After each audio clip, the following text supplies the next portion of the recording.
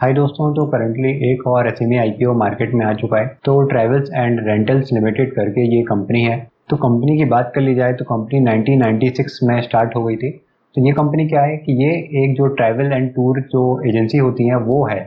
तो आपको क्या है कि टिकट्स वगैरह प्रोवाइड करती है या फिर टूर पैकेजेस वगैरह होते हैं वो प्रोवाइड करती है। तो स्क्रीन पे जैसे कि आप देख सकते हैं, इंटरनेशनल या फिर डोमेस्टिक फ्लाइट्स में ट्रैवल करते हैं तो वो टिकटिंग सर्विस की प्रोवाइड करती है। और अगर आप कहीं टूर पे जा रहे हैं तो उनके जो पैकेजेस वगैरह होते हैं वो प्रोवाइड करती है।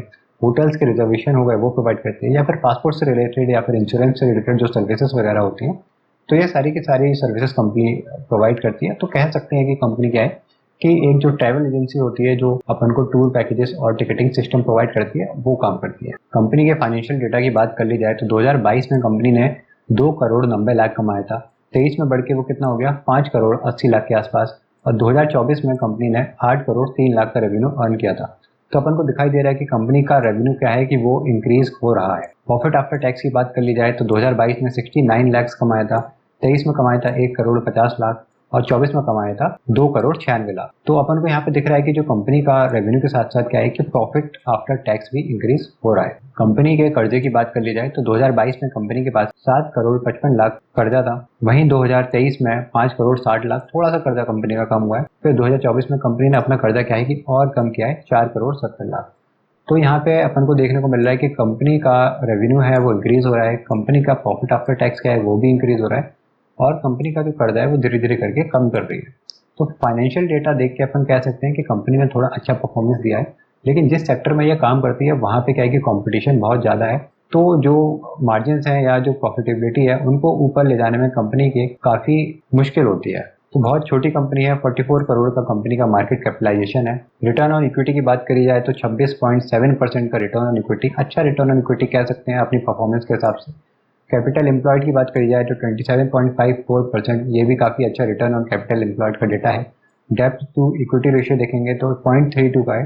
तो कह सकते हैं कि कंपनी का जो डेप्थ टू इक्विटी रेशियो अच्छा है, मतलब कम लेवल पर ही है और कंपनी धीरे धीरे अपना कर्जा कम कर रही है। और प्रॉफिट आफ्टर टैक्स मार्जिन देखेंगे तो वो 36.9% का एक काफ़ी अच्छा प्रॉफिट आफ्टर टैक्स मार्जिन है। तो ये डेटा अपन देख के कह सकते हैं कि कंपनी की जो फाइनेंशियल परफॉर्मेंस है अभी तक की बहुत अच्छी रही है। और कंपनी किस वैल्यूशन पर अपना आईपीओ लेकर आ रही है, जो आईपीओ प्राइस कंपनी का है उस पर अगर अपन पीई रेशियो कैलकुलेट करेंगे तो 15 का पीई रेशियो हो जाएगा। तो क्या ये सस्ता है या महंगा है, तो ये चेक करने के लिए अपन इस कंपनी के जो कॉम्पिटिटर्स हैं उनके साथ डेटा अपन कंपेयर करेंगे। तो सैलानी टूर्स एंड ट्रैवल्स लिमिटेड करके एक कंपनी है, ये क्या है कि स्टॉक मार्केट में लिस्टेड है। तो इसके साथ अपन इस कंपनी का पीई रेशियो चेक करेंगे। तो इस जो कॉम्पिटिटर का जो पीई रेशियो है वो कितना है, 38.73 का। तो ये वाला जो डेटा है ये 31 मार्च का है। और आज की डेट में अगर अपन इस कंपनी का पीई रेशियो देखेंगे, जो इसका कॉम्पिटिटर है इसका पीई रेशियो चेक करेंगे तो आज की डेट में इस कंपनी का पीई रेशियो है 41 के पास। तो यहाँ पे कंपनी का जो अपना आईपीओ लेके आ रही है ये 15 का पीई रेशियो है और इसके कॉम्पिटिटर का पीई रेशियो 41 का है। तो कह सकते हैं कि जो अपनी कंपनी जो आईपीओ लेके आ रही है थोड़ी सस्ती वैल्यूशन पर आ रही है।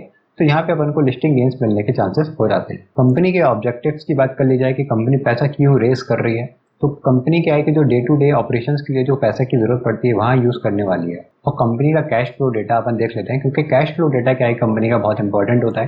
तो cash flow from operating activities आप देखेंगे तो जो अपन को नेट कैश फ्लो दिखाई दे रहा है ऑपरेटिंग एक्टिविटीज से, तो पहले क्या है कि 2022 में ये कैश फ्लो क्या है कि पॉजिटिव था, फिर ये इंक्रीज हुआ 2023 में ये भी पॉजिटिव रहा है। लेकिन 2024 में क्या है कि कंपनी का जो कैश फ्लो का डेटा है वो नेगेटिव अपन को दिखाई दे रहा है। तो ये एक अपन को नेगेटिव साइन यहाँ पे दिखाई दे रहा है। और cash flow from investing activities अपन चेक करेंगे तो जो 2024 का डेटा है वहाँ पे अपन देखेंगे कि नेट इंक्रीज हुआ है कैश फ्लो में, और पहले क्या है कि नेगेटिव था फिर धीरे धीरे करके ये पॉजिटिव डेटा आ गया है।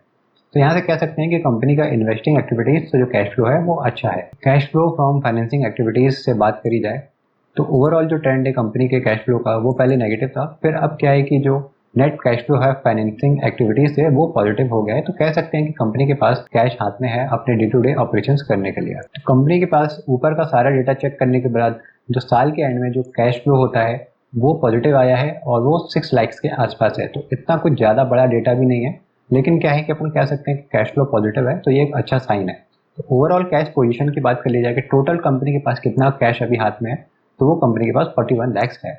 तो cash flow from investing activities और cash flow from financing activities में कैश फ्लो अपना पॉजिटिव है, और वहीं cash flow from operating activities का अपना कैश फ्लो क्या है कि नेगेटिव है। तो यहाँ पे कह सकते हैं कि जो कैश फ्लो का डेटा है वो मिक्स्ड डेटा है। तो कंपनी का आईपीओ प्राइस क्या है, 40 रुपीज़ पर शेयर का है। लॉट साइज कंपनी का 3000 शेयर्स का है। तो जो अपना रिटेल कैटेगरी में अपन को इन्वेस्टमेंट चाहिए रहेगी वो 1,20,000 रुपए की चाहिए रहेगी। और टोटल इश्यू साइज की बात कर ली जाए तो कंपनी 12.25 करोड़ के आसपास पैसा रेस कर रही है। और उसमें से सारा का सारा पैसा क्या है कि फ्रेश इश्यू है। तो मतलब कंपनी के पास जितना भी पैसा आएगा वो कंपनी सिर्फ अपने पास रखेगी और अपने एक्सपेंशन में काम करेगी। यहाँ पे कोई भी पैसा क्या है कंपनी के प्रोमोटर्स या इन्वेस्टर्स के पास नहीं जाएगा। तो ये सारा पैसा कंपनी को एक्सपेंड करने में यूज होने वाला है। तो कंपनी का आईपीओ प्राइस कितना है, 40 रुपीज़ पर शेयर का। और कंपनी का ग्रे मार्केट प्रीमियम जो चल रहा है वो 14 रुपीज़ पर शेयर चल रहा है अपने आईपीओ प्राइस के ऊपर। तो अगर अपन इसको परसेंटेज वाइज देखेंगे तो अभी जो परसेंटेज वाइज डेटा चल रहा है वो 35% का अपन को ग्रे मार्केट प्रीमियम दिखाई दे रहा है आईपीओ प्राइस के ऊपर। तो एक्सपेक्टेड लिस्टिंग जो होगी वो 35% के आसपास अपन लेके चल रहे हैं। तो इससे ऊपर नीचे भी डेटा हो सकता है क्योंकि एसएमई आईपीओस हैं, इनमें रिस्क बहुत होता है। तो लिस्टिंग क्या है कि डिस्काउंट पे भी हो सकती है, पॉजिटिव पे भी हो सकती है। लेकिन जो डेटा अभी अपन को ग्रे मार्केट प्रीमियम में दिखाई दे रहा है उसके हिसाब से अपन कह सकते हैं कि अभी 35% के आसपास का अपन को एक्सपेक्टेड रिटर्न है। तो यहाँ पे अपन इस आईपीओ में अप्लाई करके चल सकते हैं। और इस आईपीओ में अपन क्या है कि लिस्टिंग गेम्स के लिए अप्लाई करेंगे। यहाँ पे अपन लॉन्ग टर्म के लिए अप्लाई नहीं करने वाले हैं क्योंकि ये बहुत ही कॉम्पिटेटिव बिजनेस है। और कंपनी अगर फ्यूचर में ऐसी रेवेन्यू ग्रोथ मेंटेन नहीं कर पाती है तो कंपनी के प्रॉफिट आफ्टर टैक्स और रेवेन्यूज मार्जिन में बहुत फर्क पड़ने वाला है। आईपीओ की डेट्स की बात कर ली जाए तो 29 अगस्त से ये आईपीओ चालू हो चुका है। क्लोजिंग डेट है आईपीओ की 2 सितंबर। जो अलॉटमेंट हो जाएगा 3 सितंबर को पता चल जाएगा आपको। और इस आईपीओ की लिस्टिंग हो जाएगी 5 सितंबर को। तो कंपनी से जुड़ी हुई सारी बातें मैंने आपको एक्सप्लेन कर दी हैं। और भी कोई डाउट है आपको तो आप मेरे से कमेंट सेक्शन में पूछ सकते हैं। तो चलिए मिलते हैं आप अगली वीडियो में, तब तक के लिए गुड बाय।